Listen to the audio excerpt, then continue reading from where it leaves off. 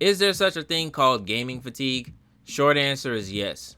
So about a year or two ago, me and my friends were talking about the gaming slash mental fatigue it takes to play certain games, particularly open world games, and it dawned on me that I should make a video talking about it. If you're watching this video, that means you're a certified gamer boy, certified. No disrespect to women that are gamers as well. I'm a Kendrick fan, so I had to get that joke in. You've been gaming since you were a kid, a teenager, or even an adult, spending countless hours playing with friends and creating unforgettable memories. But as time went on, those hours began to shrink until they reached a point where their gamer tag says offline. Sorry for hitting you with that gut punch. Just wanted to see how you'd react to it. In this day and age of gaming, it's about two things: the developers making money and the consumers getting their money's worth. Every big game is an open world game where you have to spend countless hours on it just in order for it to be a good game. Now I'm all for great open world single player games that do make you dive hours into it. I recently just made a video talking about how Cyberpunk 2077 ruined my life for that exact same reason. But there comes a time where it's too much for the brain. Believe it or not, but open world games are one of the key reasons for gaming fatigue. Open world games is one of the best and worst things to happen in gaming, particularly in terms of fatigue. When you spend countless hours on one game, it makes it hard to transition to another game, especially if it's an older one. I just recently clocked in over 150 plus hours into Clay Obscure Expedition 33, and I find myself struggling to pick up another game. Not because I don't want to play anything else, but due to the fact that I have to get myself in the right mindset just to play another game. I found myself on multiple occasions where I would boot up a game, look at the menu, and then exit out of it immediately, simply due to the fact that I wasn't in the right mindset to play that certain game. Due to this problem, I found myself taking a break from gaming as a whole. When there's a good open world game, I'm all for it. I can name plenty: the Mass Effect series, Fallout, Cyberpunk, Assassin's Creed, Witcher 3, Skyrim, Red Dead, even Elden Ring. Mass Effect holds the crown in hours played. I've played that game across 4 generations, clocking in over thousands of hours. Oh, damn! The Yakuza franchise as well, more specifically Yakuza 0. I can't tell you how long I spent in the cabaret clubs listening to As You Like. When it is done correct, it creates some of the best gaming experiences ever. The top games over the past decade have been open world games, or has a limited open world aspect to it. Elden Ring is probably one of the greatest open world games to come out of this generation. I'm probably capping, but that's just my opinion. The game actually made you want to explore everything it had to offer, and it wasn't just because the Senator tree kept putting belt to ass. It was just like Expedition 33. It created an experience that you just had to be there for. But there's also bad open world games like the Saints Row reboot. Just an empty open world with nothing to do and wasting people's time. But even when creating an open world game correctly, it can still create a bad result. Besides fatigue on the consumer's part, it creates a necessity for developers to create more open world games, or create games that has an open world aspect to it. I remember a time when gaming was at its peak in terms of diversity. You had your shooters, your fighters, your RPGs, your hack and slash beat 'em ups, your co-ops, and your sports games. Well, it's still like that, but now it's more focused on open world. In no way, shape, or form should a sports game have an open world aspect to it. Look at what 2K did with My Park and WWE's The Island. Just making people run around an empty world with crappy servers, and then make you spend VC just to buy some shoes from Skechers and a Boosie fade, making my tribal chief look bad with that monstrosity. I know Street Fighter 6 had an open world aspect to it. I haven't gotten the chance to play it yet, but if you have played Street Fighter 6, let me know in the comments on how that open world aspect of the game was and if it was good or not. Speaking of developers responsible for gaming fatigue, there's one in particular that has revolutionized and glutenized open world games. You probably figured it out by now, and that's Ubisoft.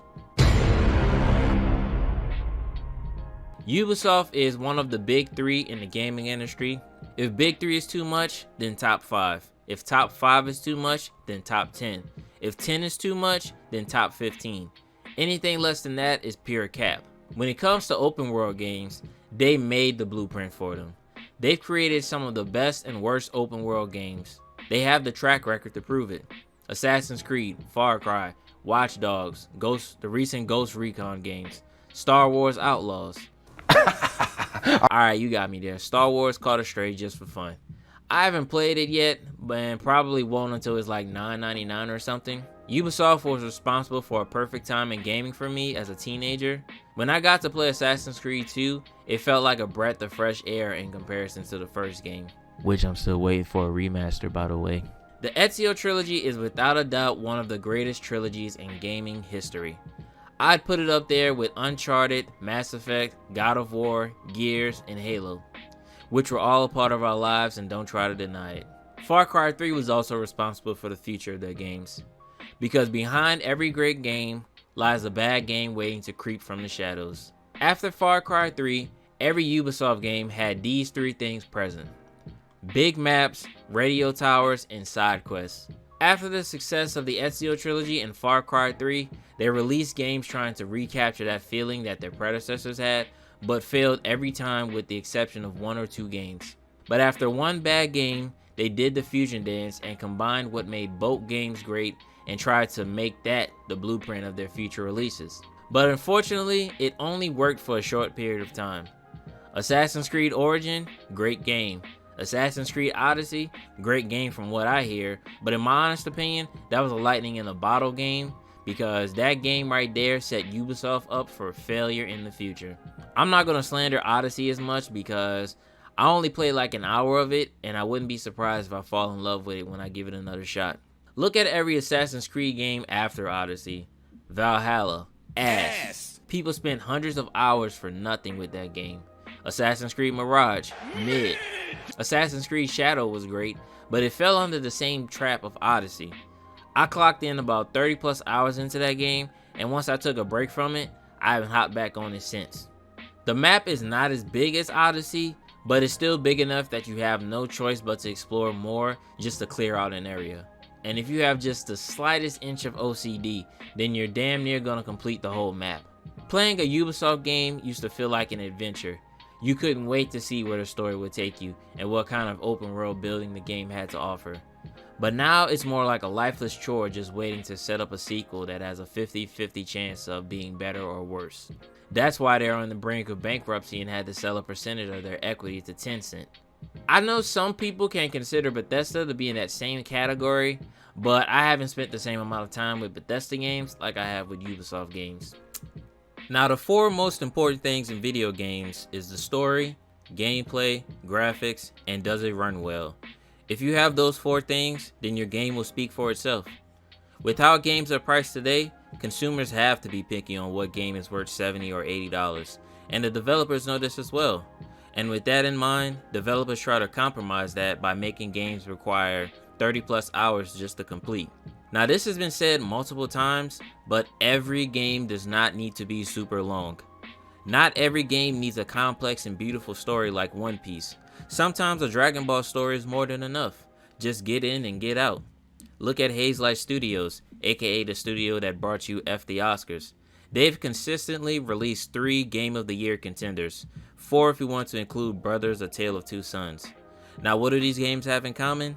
They are extremely short, each one maxing out at 12 to 15 hours. Have you heard anyone complaining about that?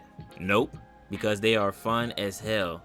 Now, me personally, I haven't played the games because I like to be alone and don't feel like asking my friends to play with me anymore. But I have watched other people play them, and it is hilarious. Giraffe? I'm gonna need you to work on that phone. What?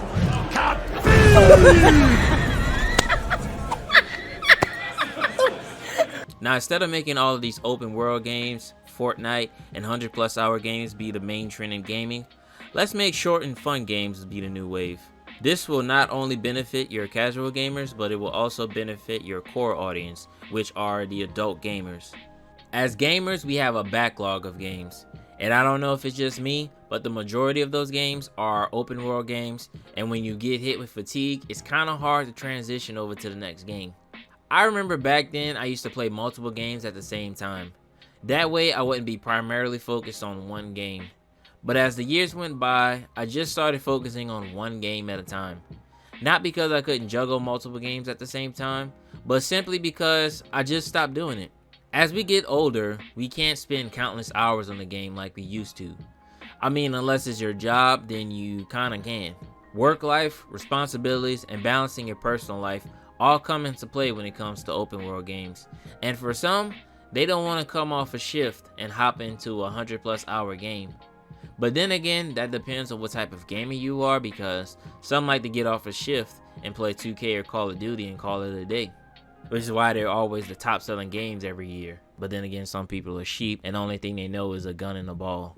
Gaming fatigue can also be created due to a poor balance. Like I mentioned earlier, if you spend every day constantly playing games and not balancing it out with things like exercise, going out, or doing something in between, then it will definitely create a sense of you being tired of repeating the same thing. Have you thinking that gaming really ain't all that?